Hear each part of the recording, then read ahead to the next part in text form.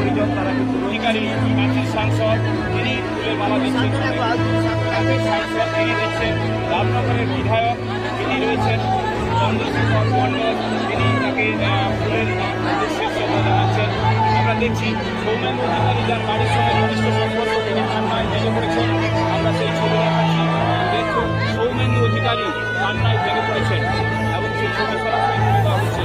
অরূপ দাস দক্ষিণ কাছের বিধায়ক।